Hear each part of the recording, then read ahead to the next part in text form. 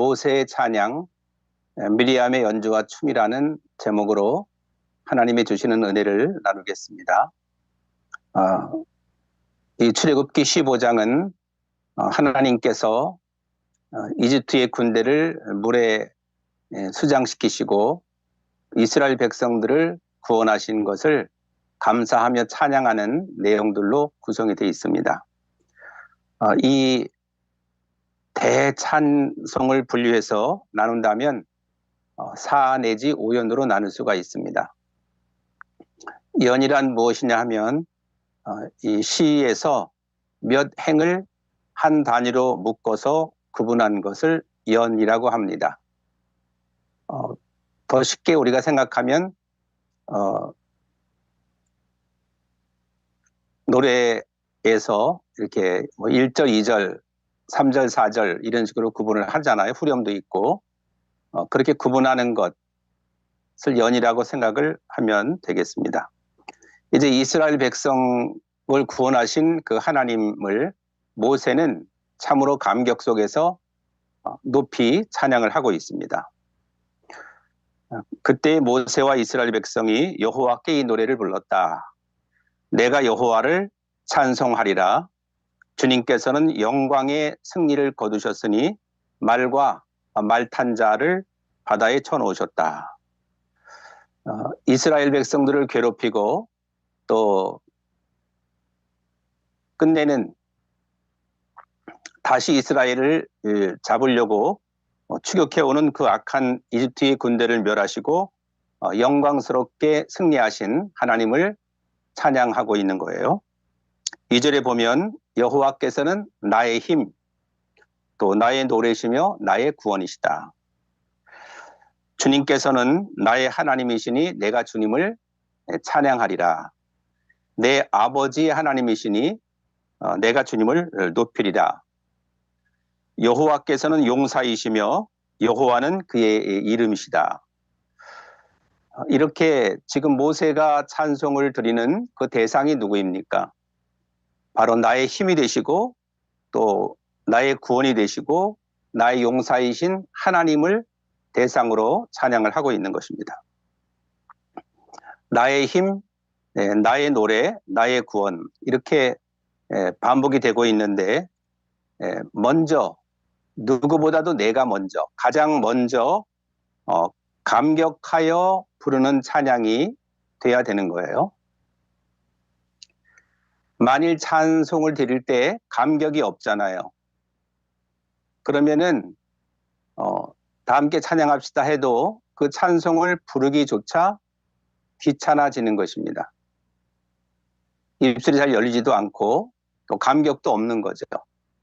찬송을 드릴 때는 반드시 내가 먼저 나를 구원하신 그 하나님께 하나님을 감격하면서 찬송을 불러야 되는 것입니다. 내가 만난 하나님, 내가 체험한 하나님을 감격스럽게 불러야 되는 것입니다. 우리가 마커스의 찬양을 여러 팀들이 있는데 마커스의 찬양하는 그 클로즈업 됐을 때 그 보컬들의 그 표정과 입술을 보게 되면 일반 사람들과는 역력히 다름을 알 수가 있습니다. 연주자들도 다 같이 구원의 감격, 하나님께 감사한 마음을 아주 뜨겁게 표현하는 것을 볼 수가 있습니다. 연주하면서도 절대로 입은 닫고 연주하지 않습니다. 함께 찬양하면서 감격 속에서 시종일관 연주하는 모습을 볼 수가 있고 또 보컬들도 정말 입을 크게 벌리고 있는 힘을 다해서 열정을 다해서 최선을 다해서 하나님을 높이는 그 모습을 볼 수가 있는 것입니다. 일반 사람들은 찬양할 때 입술도 크게 벌리지 않고 그냥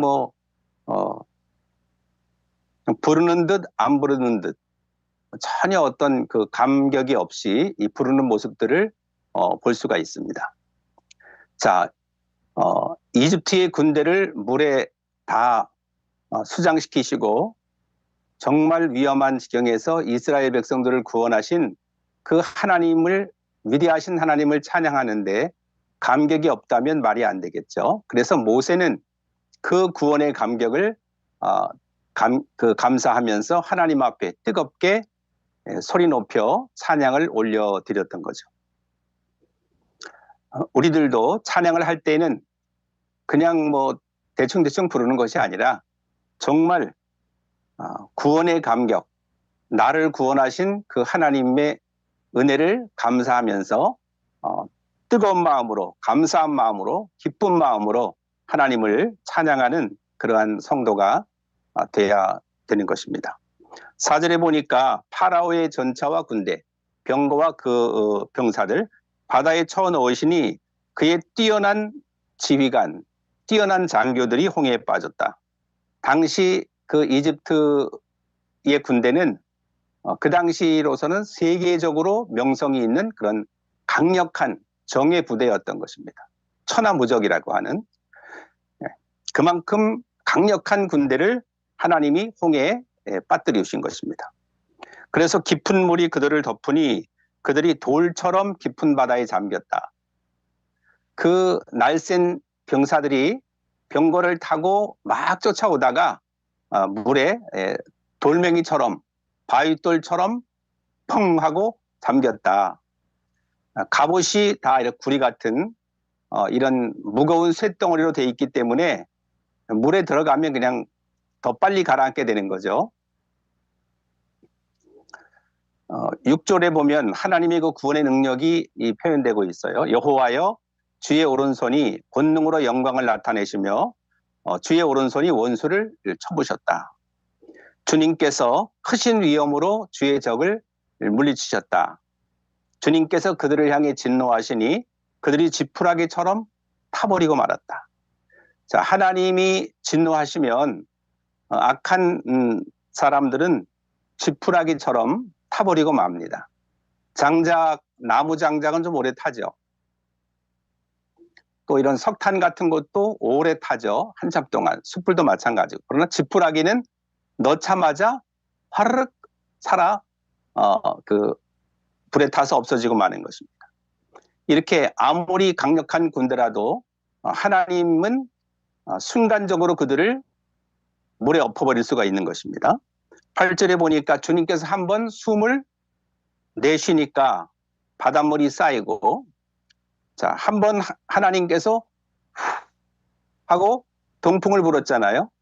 그러니 그 바닷물이 밀려서 쌓이는 것입니다. 파도를 치던 물은 벽을 이루고 깊은 물은 바다 한가운데 굳어졌다. 좌우로 백성들이 건너갈 수 있도록 좌우에 물벽이 생기고 그 거대한 그 바닷물이 그냥 무너져 내려와야 되는데 마치 뭐 콘크리트처럼 그냥 굳어 있는 것이죠. 그래서 이스라엘 백성들은 200여만 명이 되는 이스라엘 백성들, 얼마나 그 대열이 길겠습니까? 뭐 달리기 선수가 아니잖아요. 노인도 있고 여인들도 있고 아이들도 있고 짐승도 있고 수레들도 있고, 얼마나 그 대열이 길고 시간이 오래 걸렸겠습니까? 백성들이 안전하게 건널 수 있도록 하나님이 역사하셨다는 그 사실을 모세가 구체적으로 노래하고 있는 것입니다. 9절에 보면 원수가 말하기를 내가 그들을 뒤쫓아 따라잡고 그들의 가진 것을 다 빼앗아 내 마음대로 가지고 내 칼을 뽑아 내 손으로 그들을 치겠다. 자, 이스라엘 백성들을 내어줬지만 또 많은 그 은금 패물도 주었지만 너무 아깝잖아요. 이제 그 이스라엘 백성들을 보내면 일은 누가 하며 너무 아쉽고 종을 부리던 사람들이 일을 하기가 얼마나 어렵습니까? 뭐 성을 쌓을 수도 없고, 그래서 다시 내가 그들을 치겠다. 이렇게 파라오가 교만해서 고집을 꺾지 않고 결심하면서 이스라엘 백성들을 추격해서 잡아오라 하고 이제 체포 명령을 내리는 거죠. 그런데 10절에 보면 주님께서 바람을 일으키시니까 바다가 그들을 덮었다. 그들은 납처럼 거센 물속으로 가라앉았다. 아까는 돌멩이 같았다 그랬잖아요. 지금은 납덩이처럼 가라앉았다. 하나님께서 바람을 일으키시니까 그리고 바닷물을 다시 덮으시니까 쫓아오던 그 이집트의 병사들은 바닷속에 그냥 돌멩이처럼 또 그 납덩이처럼 가라앉고 말았다는 것입니다. 하나님의 오른손, 특별히 하나님의 오른손은 권능의 손이잖아요. 하나님의 오른손을 사용하지 않아도 숨 한 번 내쉬는 것, 바람만으로도 충분한 하나님의 능력이 나타나는 것입니다. 후 하고 한번 불었더니 동풍이 일어나고 홍해가 갈라졌다가 다시 합쳐지는 그러한 능력을 행하신 것입니다. 그래서 모세는 11절에 보니까 여호와여 신들 가운데서 주와 같은 분이 어디 있겠습니까? 거룩하여 위엄이 넘치시는 주와 같은 분이 어디 있겠는가? 찬송받을 만한 위엄이 있으시고 기적을 일으키는 주와 같은 분이 또 어디에 있겠습니까? 하고 하나님을 높여 경배를 드리는 것입니다. 지금도 그렇죠. 이 세상에, 이 우주에 하나님과 같은 분은 절대로 계시지 않는다. 크고 광대하신 하나님, 위대하고 능력이 많으신 하나님, 그 한 분뿐인 하나님, 그분이 바로 우리 아버지가 되시고 우리를 지켜주신다 하는 것입니다. 그 위대하신 하나님을 모세가 높이 찬양하고 있는 거예요. 13절에 보면 주님께서는 사랑의 약속으로 주님께서 구원하신 백성을 이끄셨습니다. 주의 능력으로 그들을 거룩한 땅으로 인도하셨습니다.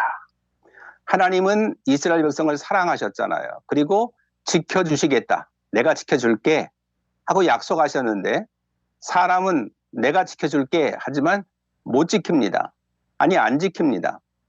약속을 저버릴 때가 참으로 많아요. 자기에게 이익이 되지 아니하면 다 배신하고 다 버리는 것이 그 사람들의 습성입니다. 근데 하나님은 사랑한다.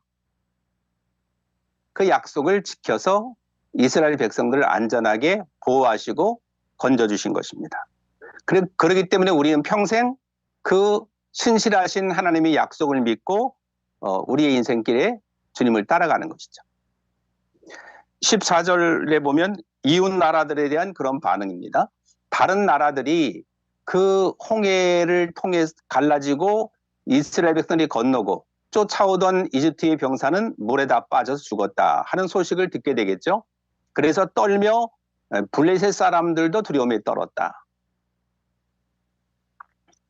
뭐 요즘은 너무나 정보가 빠르니까 뭐 어디에서 전쟁이 일어났다.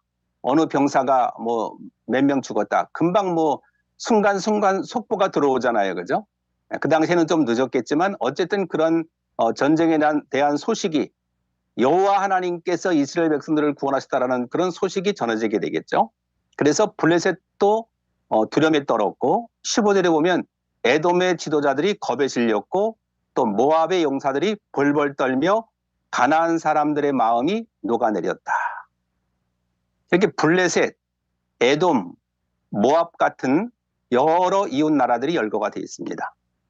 그들은 다 공통점이 뭐냐 하면 우상신을 섬기는 거예요. 그런 우상신을 섬기는 사람들이 살아계신 여호와 하나님의 능력을 보고 간담이 서늘해진 거죠. 16절에는 주님께서 구하신 백성이 지나가기까지 공포와 두려움이 그들을 덮쳤다. 이스라엘 백성들이 안전하게 바다를 건널 때까지 이집트의 군사들을 벌벌 떨게 하셨다는 것입니다. 주님 팔의 크신 능력으로 인해서 그들은 돌처럼 굳어졌다. 너무 공포에 질려서 하나님이 하시는 그러한 일들 속에서 그들은 벌벌 떨고 그냥 너무 긴장하고 너무 겁이 난 나머지 그냥 온몸이 얼어붙 돌덩이처럼 굳어졌다고 표현하고 있는 것입니다. 그리고 17절에는 하나님이 이스라엘 백성들을 이제 이끄셔서 어디에다가 심으셨냐 하면은 주의 산에 심었다.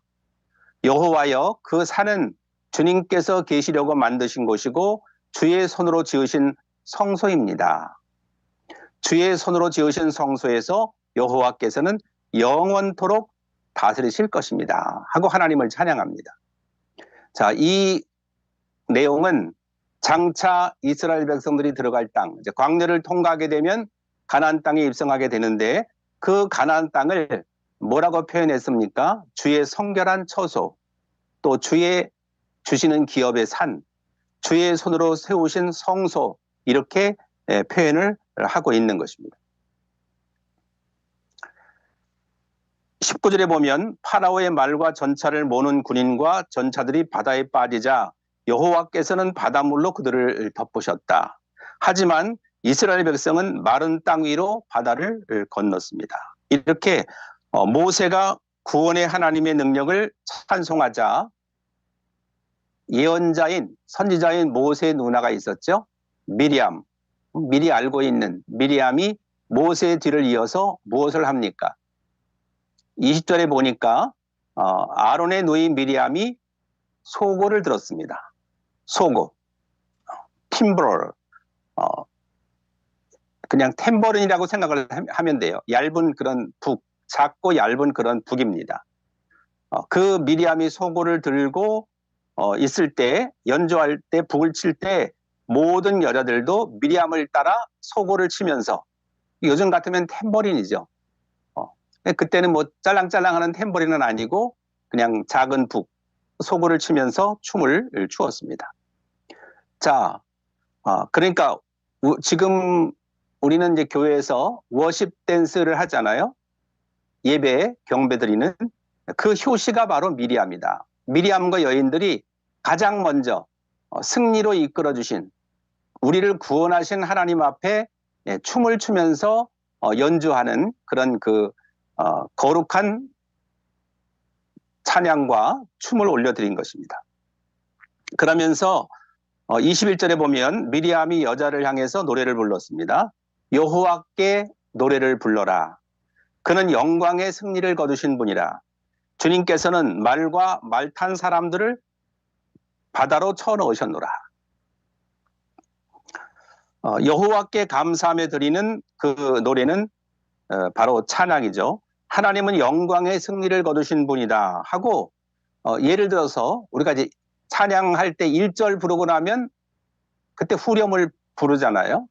그리고 또 2절 부르고 나면 또 후렴을 또 부르죠. 3절 부르고 나면 또 후렴을 부르고 4절 부르고 나면 또 후렴을 부르죠. 그것처럼 모세가 찬양할 때마다 미리암과 여인들은 이제 후렴처럼 그렇게 여호와께 노래를 불러라. 그는 영광의 승리를 거두신 분이다 하고 그렇게 화답을 한 것입니다.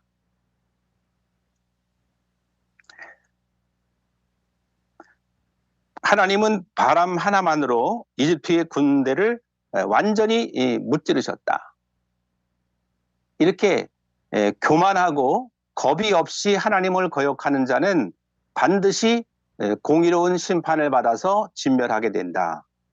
그리고 예수님이 곧 다시 오시게 되면 심판을 받고 지옥의 불구덩이에 떨어지게 되는 것입니다.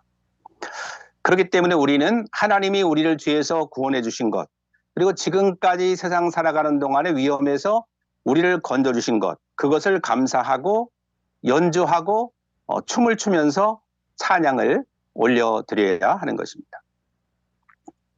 예전에 우리 교회에도 무용팀이 있었습니다. 엘샤다이 하는 무용팀이 있었습니다. 한 여학생이 있었습니다. 중학교 때부터 열심히 이제 워십 댄스를 하면서 신앙생활을 했습니다. 그런데 이제 나이가 좀 들고 이제 청년이 돼서는 이제 교회 신앙생활을 하지를 못했습니다. 근데 그 젊은 그 자매를 하나님이 데려가셨습니다. 그 소식을 듣고 너무나 마음이 아팠습니다. 또 교회 설립 초기에 어떤 남학생이 있었어요. 고등학생인데 졸업을 하고는 이제 청량리에 있는 빌딩 나이트클럽에 취직해서 웨이터로 일을 했습니다. 그러니까 뭐 나이트클럽에서 일하고 이렇게 하다 보니까 주의를 지킬 수가 없죠. 신앙생활을 잘 할 수가 없었습니다. 어느 날 아주 오랜만에 교회를 왔었을 때 권면을 했습니다. 신앙생활을 잘 해야 되고 주의를 잘 지켜야 된다. 그렇게 권면을 했더니 알겠습니다. 그리고 이제 돌아갔습니다. 그런데 얼마 후에 엘리베이터가 고장 났는데 그 엘리베이터 사이에 끼는 그런 사고를 당했습니다. 아주 고통스러운 죽음을 맞이하게 된 것입니다. 이렇게 하나님을 떠나면 스스로가 불행해지는 것을 우리는 보게 됩니다. 그때마다 마음이 너무나 아팠죠. 젊은이들인데. 그래서 그런 걸 보면서 우리는 야, 정말 신앙생활을 열심히 신실하게 꾸준히 잘 해야 하겠구나. 하나님을 절대로 버리면 안 되겠구나 하는 결심을 더 하게 된 것입니다. 그래서 어떤 어려움이 있어도 내 생명이 다하는 한, 내가 숨을 쉬는 한은 정말 하나님께 감사하고 구원의 감격으로 예배를 드리며 하나님을 찬양하며 연주하며 살아가야 되겠다 하면서 우리는 열심히 지금까지 달려오고 있는 것입니다. 우리들도 이렇게 우리를 구원하신 하나님, 모세와 같이 또 그 선지자 미리암과 여인들처럼 춤을 추며 연주하며 또 감격에 넘치는 찬양을 함으로 하나님을 높이고 하나님의 위대하심을 만천하에 알리고 그리고 모든 사람들에게 예수 그리스도의 위대하심, 예수 그리스도의 구원을 전하는 저와 여러분이 되기를 예수님의 이름으로 축원합니다.